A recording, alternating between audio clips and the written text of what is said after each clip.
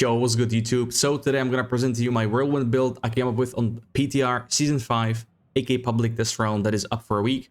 Whirlwind finally scaled from a attack speed, that's why I went with dual wield and I went with Ramalade stacking max resource. As you can see, the hits go up to 20 million, which is more than the triple amount of what I did on a live server. And I'm using only one new item.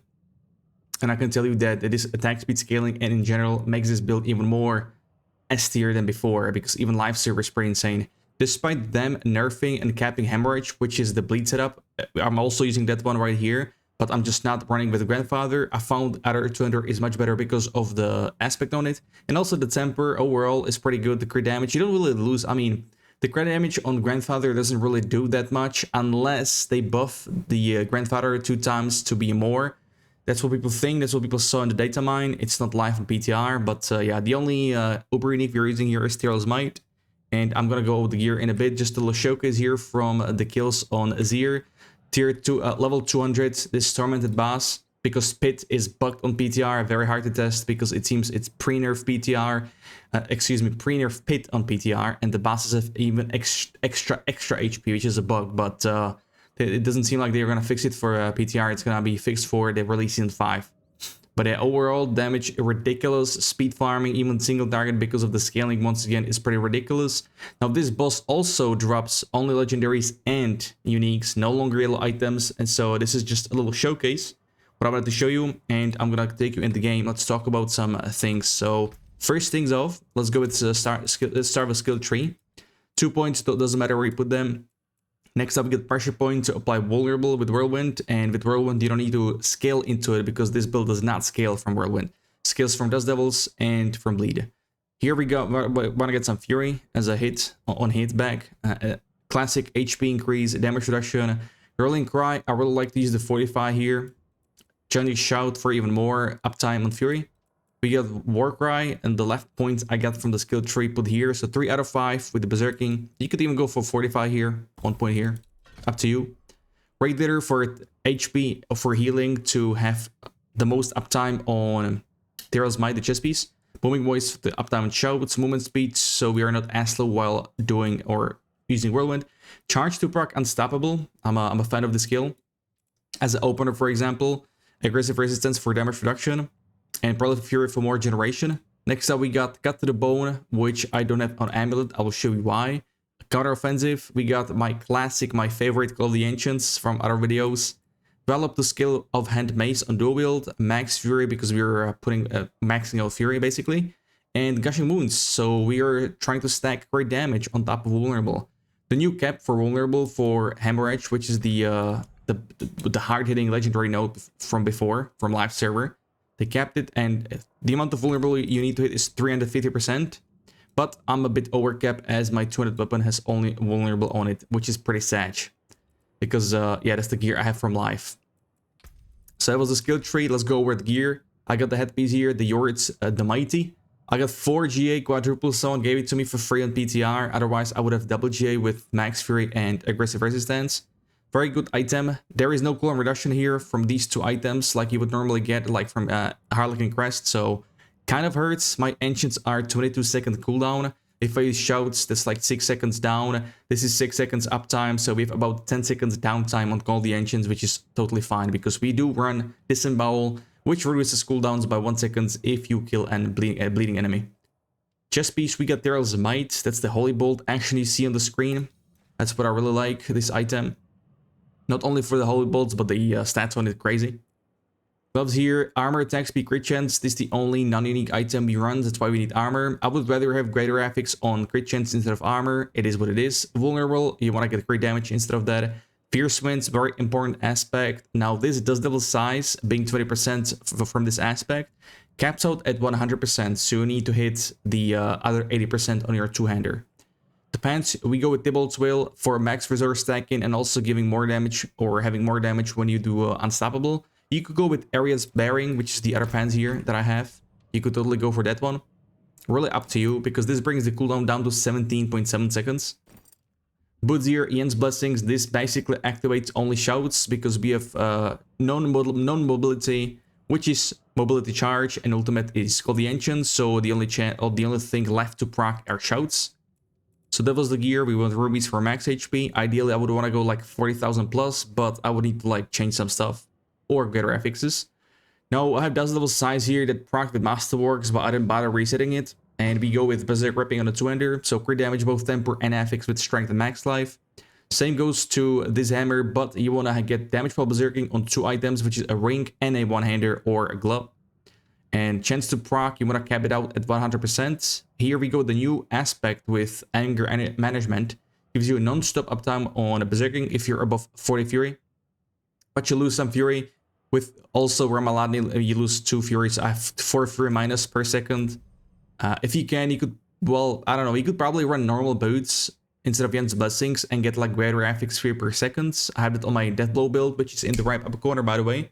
That build is correct on PTR. So Ramaladni max fury stacked, you would want to triple masterwork it. I wasn't that lucky. If you read the tooltip, that's why we need to max fury. I'm at 321 fury right now, which is pretty insane. 200 here, enter the chance for this double proc because this is my old weapon.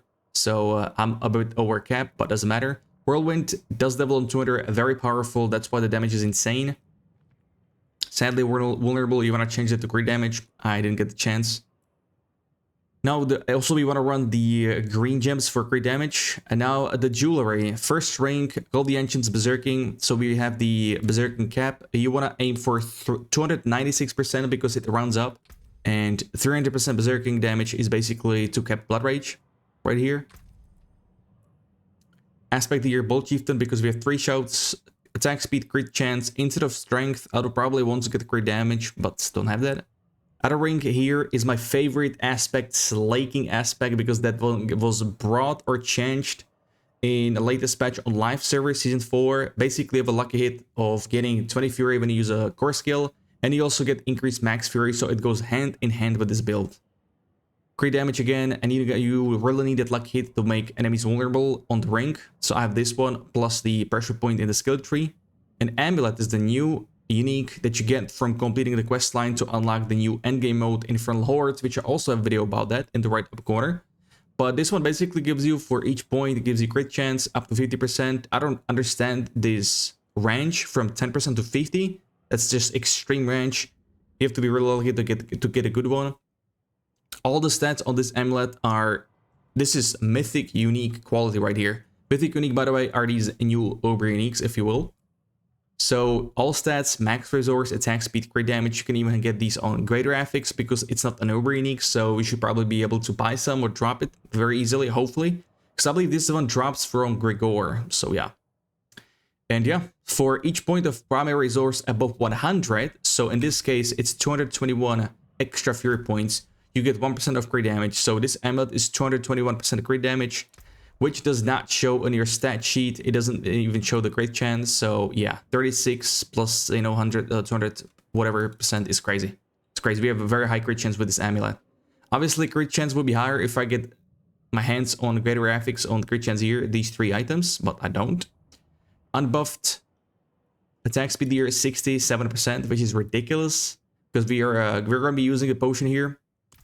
So Consumables is the potion. I'm using only the attack speed here. That also procs Luck Hit. Luck Hit is to proc both the aspect here and also making enemies vulnerable. So this is just crazy good, right?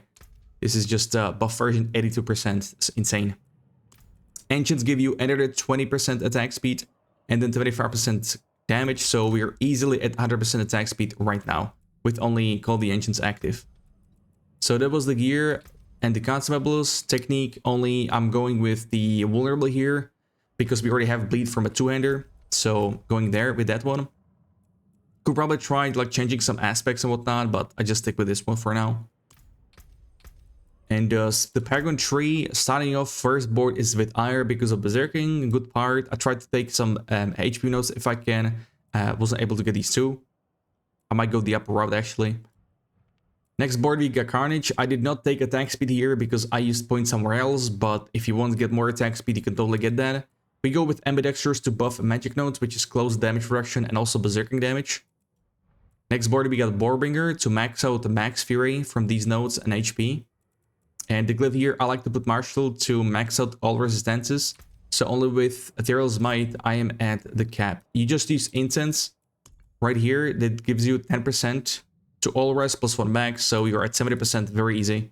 So that's pretty good. Obviously, if I master work this bad boy, it should be even higher. So that was Warbringer.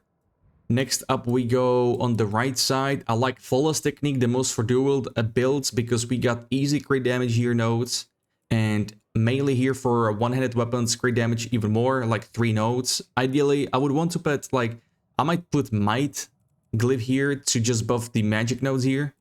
But I like to run Disembowel to buff bleeding damage from Berserk Ripping and also to, you know, get the cooldown reduction. It's pretty good in the pit and whatnot in AoE. And some damage reduction on top of this here. Next up, we got Bonebreaker for this HP node. This is 12% HP right here, which is pretty insane. Am I saying this right? It's 14%. Yeah, 10, 12, 14. With here, I go with Exploit. Not really sure if we need this, but to easily apply, you know, vulnerable on the targets because sometimes those lucky hits don't proc, so why not? Extra damage reduction, and then we go Hemorrhage to cap it out with 350% vulnerable damage. Caps out with for 45%. That got nerfed. And last board, we go with a Blood Rage. And Glyph here, we go with Wrath for crit damage. Also, crit strike skills give you Fury. This gets amplified by resource generation, so it's very, very good. On the rotation, up to if you want to start with Charge and keep your Shouts, or you can just start with the Rallying Cry and the Ancients. So Shouts, Ancients, Whirlwind. If you run out of Unstoppable, you can go with Charge to proc the Thibault's Will.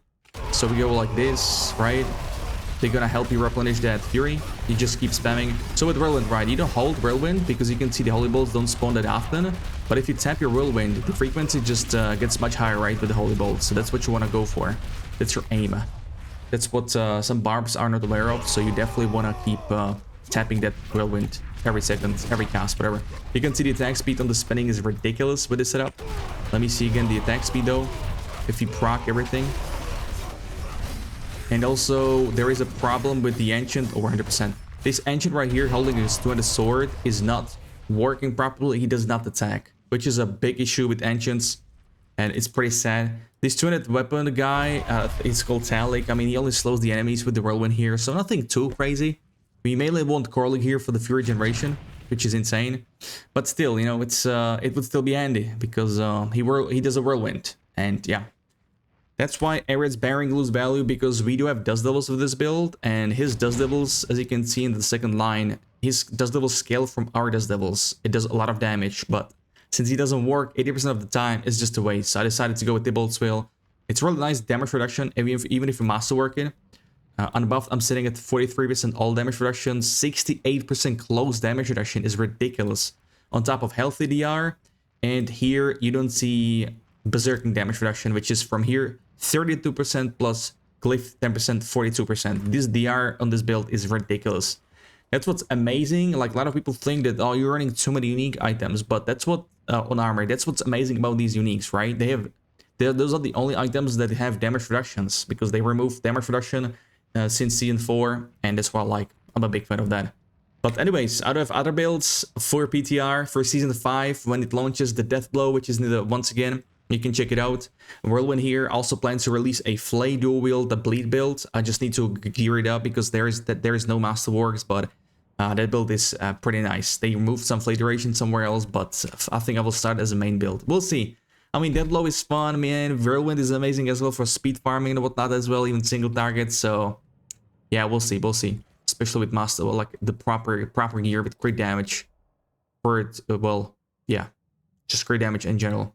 There is one thing though, it's been confirmed from China, from someone from Chinese or from Asia has done tests, and Berserk Ripping does not scale of Gushing Wounds, which is crit damage. Apparently they don't work together, so you're scaling Berserk Ripping from a Hemorrhage.